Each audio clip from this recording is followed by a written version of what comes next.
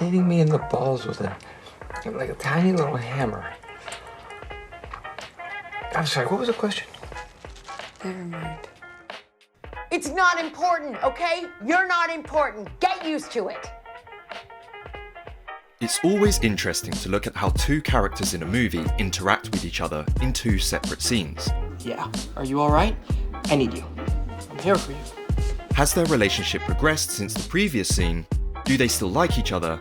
And what was your ownership share diluted down to? 0.03%. And how do the filmmakers show this visually? I'd like to take a look at a couple of scenes from American Beauty. 2 scenes, 2 characters, 1 room. How can we show the character progression? Well, when a dialogue scene begins, there are always 4 factors that we can look at to get an idea of the dynamics straight off the bat. Where are the characters placed in relation to each other? What is their body language? How are they shot? And what do we see in the frame? So, yeah. Let's begin. So, where are the characters placed? Here, Lester is placed noticeably far away from his boss, signifying the distance between them both professionally and socially. What is their body language? They both face each other head on, and the eye line is met, emphasizing the fact that this is a professional setting. Lester is slouched, looking defeated, whereas his boss sits upright with a sense of pride.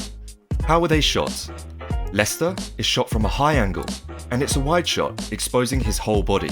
He is vulnerable, whereas his boss is framed in a mid shot from a low angle, instantly giving him a sense of power in the scene. At first glance, we get a pretty clear idea of who's in charge here.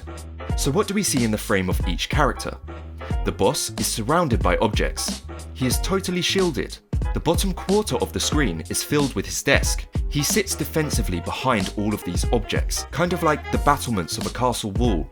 He feels comfortable behind his wall, sitting up proudly. Lester is also surrounded by objects, but the objects are far away. He is not shielded by anything. He is left open and exposed. Now, onto the dialogue. The boss decides to open the conversation with this line. So, yeah, I'm sure you can understand our need to cut corners around here. Notice how it's a leading question? I'm sure you can understand. He's looking for an agreement from Lester, which is what he gets. Oh, sure. Yeah. Times are tight, you gotta free up some cash. You gotta spend money to make money, right? Exactly.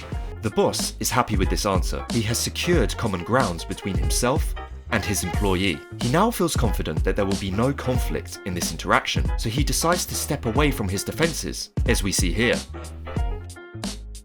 He is no longer shielded. He is out in the open. He is now just as exposed as Lester. But what happens next? Like the time that Mr. Flournoy used the company MasterCard to pay for that hooker, and then she used the card numbers and stayed at the St. Regis for, what was it, like 3 months? That's unsubstantiated That's gossip. $50,000. Conflict. Lester's attempt to confront his boss brings the camera in, closer to him. We now see Lester framed in a mid-shot, much less vulnerable, much less exposed. And what happens when the boss is confronted? That's somebody's salary. That's somebody who's gonna get fired because Craig has to pay women to fuck him. Jesus. Calm down. Nobody's getting fired yet. He retreats behind his desk again. He tried to leave the safety of his battlements to negotiate with his employee, and he returned as soon as he was challenged.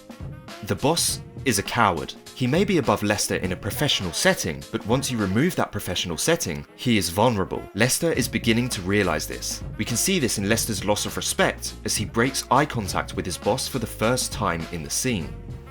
Nobody's getting fired yet. He's losing interest. That's why we're having everyone write out a job description mapping out in detail how they contribute. That way management can assess who's valuable And who's expendable. Lester breaks eye contact again. The boss is losing him. He tries to gain back Lester's trust by saying, It's just business. but notice how he says it off screen. We are now in Lester's headspace. The filmmakers want us to empathize with Lester, so we stay with him. Lester leans forward. His body language has changed. He is no longer defeated, he is now aggressive. This sudden change in demeanor is emphasized by the lighting cue that's now appeared on his face. This is an important moment. For the first time, Lester is about to make a personal attack. I've been writing for this magazine for 14 years, Brad. You've been here how long? A whole month? I'm one of the good guys, Les. We now have tension in the relationship. I'm trying to level with you. This is your one chance to save your job. End of scene. I think this scene shows the difference between power in a professional environment and power in a social setting. The boss has the power professionally, but socially, Lester has no respect for him, and the boss has just learnt this. Let's see what happens the next time we see these two characters in the same room. And at least once a day, retiring to the men's room so I can jerk off while I fantasize about a life that doesn't so closely resemble hell. Okay, straight away, there's a huge difference here. The boss is in the same position, not much has changed there. But Lester is sitting right up by the boss's desk. In fact, he is so close that his hand is placed on top of the desk. He has breached the battlements. The boss is no longer protected by his professionalism. He is exposed and vulnerable. The boss continues to face Lester, but his body language is much different. Instead of sitting up tall and proud, he sits back in his chair. And look at Lester. He is no longer slouched and defeated. He is now laid back and relaxed.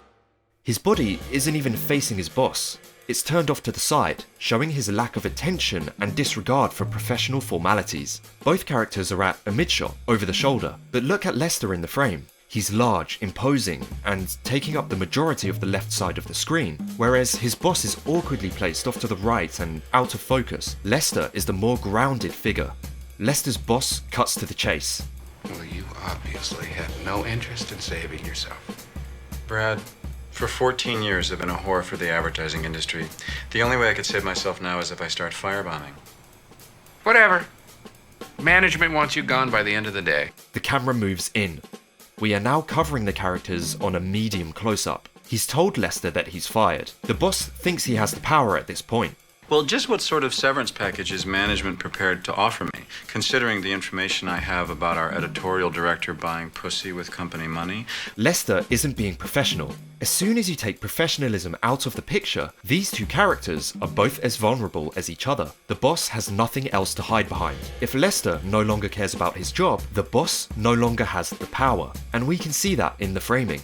Which I think would interest the IRS since it technically constitutes fraud.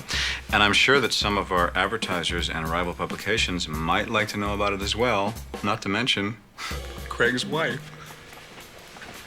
Lester counters. The boss leans in, intrigued to find out what Lester's intentions are. What do you want? 1 year's salary with benefits. It's not going to happen. Well, what do you say I throw in a little sexual harassment charge to boot? Against who? Against you. Can you prove that you didn't offer to save my job if I let you blow me? And there it is. Lester is blackmailing his boss. The professionalism has totally gone out of the window. The power dynamics have changed dramatically. Lester has gained the power in the scene. The boss sits back in his chair, defeated. Man, you are one twisted fuck. Nope. I'm just an ordinary guy with nothing to lose. Lester leaves the scene victorious. He's won, as you can see with his little victory pump at the end.